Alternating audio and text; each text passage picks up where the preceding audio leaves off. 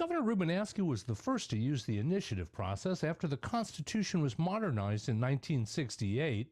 Askew was frustrated with legislative inaction on financial disclosure requirements. They wouldn't do it, and so I went out on the stump. Following medical marijuana's passage, Senator Dennis Baxley wants to make it harder for voters to approve constitutional changes. He wants to go from 60% to a 2/3 vote.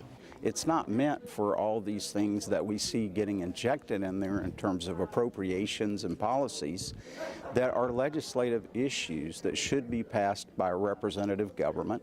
After the class size, high-speed rail, and anti-smoking amendments passed in 2002, lawmakers asked voters to raise the approval threshold to 60%.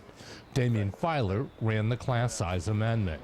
And indeed, they made it harder to amend the Constitution afterwards. They did. They made it, in fact, they made it harder than anywhere else in the United States to amend the Constitution. We're the only state in the country that has a 60% plus one threshold. Filer says there's nothing easy about amending the Constitution. Indeed, most proposals never make it to a vote. And amending the Constitution is about to get harder even without legislative action. Because nearly 1 million more people voted in November than 4 years ago, the number of required petitions will increase by just over 75,000, making getting on the ballot all the more difficult and costly. Reporting from the state capitol, I'm Mike Vasalinda.